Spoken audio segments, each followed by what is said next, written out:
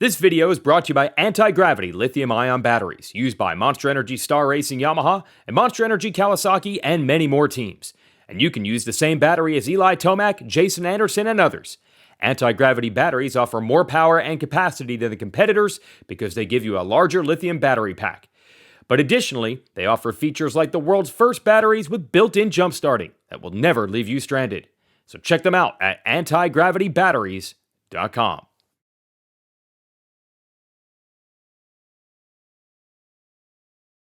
Happy New Year, everybody. That's right. It's June. It's 2023 time. You're staring at a 23 Husqvarna FC450. We're at Fox Raceway today to introduce this bike, to talk about it, to test it, and break it all down for you. So you might be asking yourself, man, you're just at Redbud. Do the 23 KTM intro, right? Well, yes, that's right. 3 weeks later, we are here. And the differences are actually pretty similar to each other. Husqvarna and KTM are more the same this year than they ever have been. So the only difference here from the 23 Husqvarna FC450 and the KTM is the 10 millimeter lower suspension, fork, and shock, as well as the Pro Taper bars, but they do share the same frame, the subframe. The muffler is a little bit different than the KTM, so we can talk about that later, but we are here to break it all down for you right now, to ride them and try to give you some insight if they are actually different from the orange models, and to see maybe you're interested in buying a new bike. Is this the right bike for you? Stay tuned. We'll be right back and give you all the details.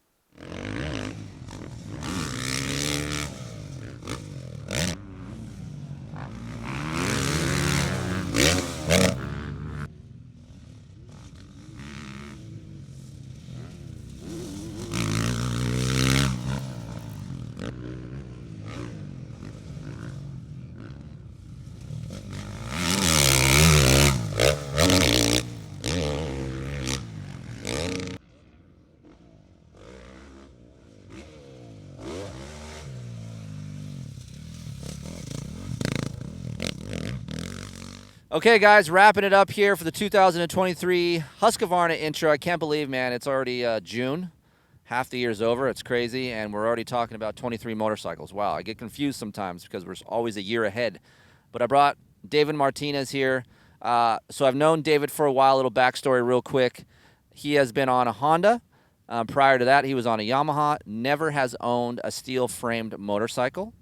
So I thought I would bring him in for you guys out there that are thinking about switching from an aluminum frame motorcycle to a steel frame. So, David, give us your stats, age, weight, riding ability, so on and so forth. 48. I weigh 185 pounds, and I'm a 45 plus intermediate. So Dave's a fireman, so schedule's kind of weird, and he gets to ride maybe once or twice a week, and when he goes riding, he puts in a lot of laps. So getting more time on the bike is really key to him. So for me, just real quick, the new chassis on the 450 is a better chassis for me. We talked about this in other videos, so we'll just repeat this. On edge of tire, lean angle, the bike is just more planted. I feel like there's more tire contact patch. And yes, I do get a little bit more rigidity feel through this bike, but with that, I get more stability. It's a blend, right? It's a give and take. You don't want a super rigid bike. David owns a Honda 2022 CR450R, which to me is really rigid. So we're going to talk about that with him. But for me, I think this chassis is for the better. And for me, overall, for guys like Dave, you're coming up short on jumps, slap down landings. I want to have a little bit more of a stiffer feel versus a wallowy feel where you guys can paint this picture. Come up short on a jump, you're a little bit stiff, your posture's not right, and then as you stiffen and land, the bike will snap back one way and then swap and you get pitched off. We've all been there, right? This frame, I just saw a guy do this today, did that exact same thing, came up short, it swapped, and instead of going back the other way and snapping, it didn't. It was really slow. It reacted really slow, and it straightened out. I couldn't have said that last year. So today, man, it gave me an exact example of what this bike can do for the better. Dave, coming off on the Honda, give us 3 points that you like better on the FC450 2023 edition. First thing comes to mind, second gear. It pulls really hard. I couldn't stay on the gas long enough to where it shut off. It pulled long, which was really good. I like that. So let's elaborate on that. So second gear on the Honda for you, little bit, you have to shift to third earlier. Yeah, well, you can go through the corner in second gear, and then you can be on the gas, but you got to shift it to third so it gets the meat and starts pulling harder. Right. With this one, you don't have to. You can stay around on second and just keep going, and it just keeps pulling. And it was really you can lug it too, but second gear is where it wants to be. Another point for you that you think you like a little bit better, I know you mentioned something about cornering this bike and how lightweight it feels compared to your Honda. The Honda feels light, but this one just feels really light. Corner, you can dive into a corner and it just sticks right there, and just it's really easy to stay in the rut, and just it's really easy to maneuver. It's the lightweight of it is really easy to feel when you're riding the bike. It's fun to ride. Also, too, so when you're riding a Honda, it's a lot of bike. There's a lot of power there. It's a little bit herky-jerky. It's tough to roll your corners. This is a longer linear power. I watch him ride a lot, people, and he doesn't really believe me at times, but I feel like he rides this bike better. He rode his Honda better than his Yamaha because it helped him corner. Then I watch him ride this Husqvarna today, and he can roll his corners better. He can get on the gas harder sooner. And for me, you can just be more aggressive, which I don't think you are that much on your Honda. So you can concur or disagree. No, I agree with you. This bike, the Honda, you go through the corner. If you're not ready, it's going to put you on your butt. This bike, it has the power, but you go through the corner, I can get on the gas and the bike tracks where you want to go. I'm not sure if that's the frame or not, but that's the two different things with the Honda and this. This thing, it just, where you put it in the rut, you can get on the gas and it goes straight where you want to go. Yeah, so it's just a little bit more of a linear power. The Honda has an abrupt, a lot of front side. This has a longer pull. For me, for most guys, unless you're riding really deep dirt, I think that is for the better. Again, I'm more of a Map 1 fellow. Map 2 is really snappy. So if you're coming off an older KTM or a Husqvarna, they're a little bit lethargic down low. This new engine has a lot of snap. Husqvarna R&D guys went to work and wanted to bring some of that excitement, that front side, because we said last year, hey, the bike's lightweight on paper, but it feels heavy.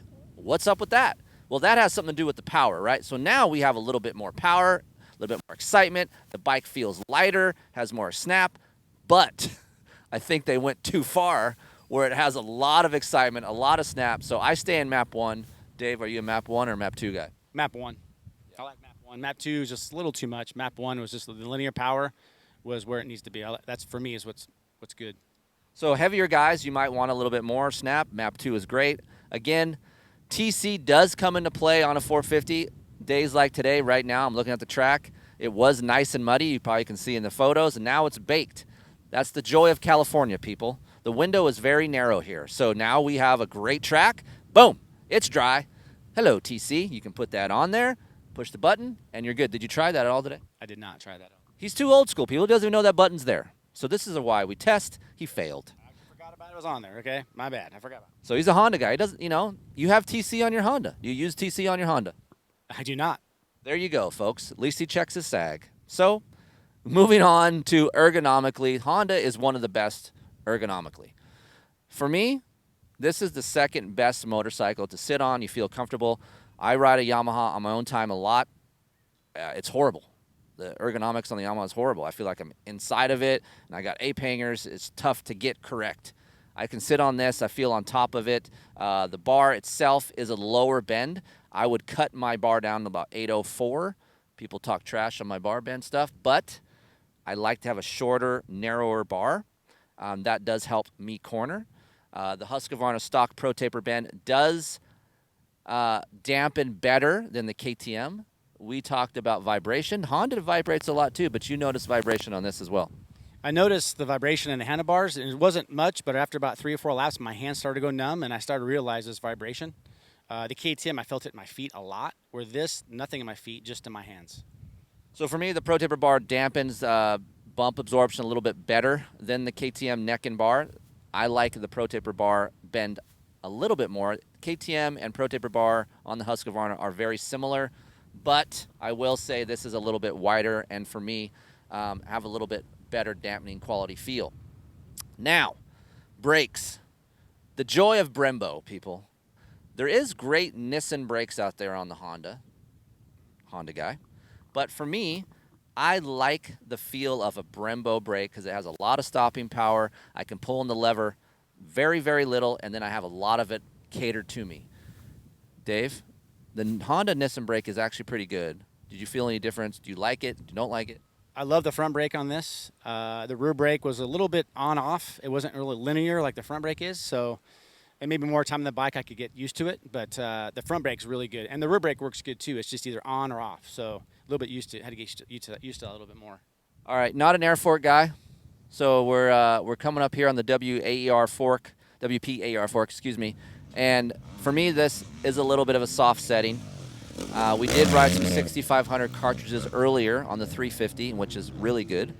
But stock air, you're going to have to, for Dave's weight, 185 pounds, even for me, you have to go up in air pressure about 11 bar. Dave, spring fork to air fork, do you even notice it? I mean, does it even matter? What's it feel? It feels lighter. The front end feels lighter. Front end feels lighter. The front end likes to track more. I'm not sure if that's air forks or not, but between this and my Honda, these forks are just as good. It feels really good. I've overjumped stuff, landed, no big deal. Came up short, and the bike stayed straight. It felt good. I had no problems. So there you go. So I talk a lot of trash on air forks. So I bring something that's pretty neutral over here, this guy over here, and he says he doesn't really notice the difference. So those people exist. So maybe I do not know as much as I think I do, because I like the comfort, the lean angle of a spring fork. I like that feel. So I am not the end-all, be-all of fork suspension guru. Dave right here, he comes from a spring fork in the Showa world, and he can get along with it. Look, the track wasn't that rough today, but in order for you, a vet guy that hasn't been here in a while, to do these jumps, you have to come up short a couple times to slam them, and it still has enough comfort and hold up for you. Absolutely. No problems at all. Yeah. So we got enough sag for Dave, 185 pounds. The shock does accommodate that, but I do think if you're 185 pounds, around there, you're going to have to go up in a spring rate on the rear. To me, that'll help balance the bike out. Again, 11 bar in the fork, and that'll give you a nice FC450 for balance in soft conditions and give you a little bit more bump absorption, because that fork is going to hold up a little bit more, and you're not going to ride in that harsh bar of the travel. Again, it's going to take about 6 hours to break in, so calm down. Don't freak out if your suspension is a little bit rigid and harsh. It will take a little bit of time to break in, and once that happens, this bike becomes faster, freer, a little bit more plush. So just, you got to give yourself some time on this bike. All right, Dave, so overall thoughts. Let's say you don't have the Honda. We're going to erase that right now. Would you purchase a Husqvarna FC450 for you to ride? I definitely would, yes. It's easy to ride. As soon as I got on the bike, it's fun. It's easy to ride. It's not a nervous-feeling bike by any means. I think after more time on, I could get it more adjusted to myself, but it was awesome. I had no problems with it. Power's good. Ergonomics feel really good, and I really enjoyed it. So for me, what's the most fun thing about riding? I like cornering, and for me, like a guy like you doesn't get to ride a lot, to me, cornering is important. Is that as important for you? 100%. Cornering is my weakest point, as you know. So finding a bike that I can corner good on is essential. And this bike, the Honda, was why I went to Honda from Yamaha. But this bike, today I cornered pretty well today, and I felt pretty good. All the ruts, the bike stayed in the rut and could easy track through the corner. And for my speed, it was easy to ride and fun. Yeah, it's hard to get a blend of stability and cornering ability, right? So I feel like Husqvarna did a great job of trying to get a little bit more stability with the stiffer frame, but yet keep that comfort and that nice side-to-side free movement. Again, 10 millimeters lower. I don't think Dave can really tell. He doesn't have a lot of time on a KTM to really tell the difference. But for me, I prefer the non-10 millimeter low setting. And with that 10 millimeter low setting, that it comes within the linkage. That's not shock travel. That's not fork travel. The lower setting out back comes from the linkage ratio. So just so you guys know that. Well, that wraps it up for me. Dave, had a good time on you on the bike today. I feel like you ride a steel frame better than your Honda. You want to listen to that, but I feel like you do. Well, I appreciate the input. We're going to sell the Honda. Not tomorrow, no, but maybe next year. We'll see what happens. $14,000 for that thing. 14 grand. I got to get it my money's worth for sure. $14,000. All right, guys, that wraps it up. RacerXOnline.com. Thank you for joining us. Don't forget, 12 issues, $30. Publication is still available. Go read. It's fun. If you got to go to the bathroom, you got a magazine. Don't grab your phone. Get a magazine. It's cool. See you on the next test.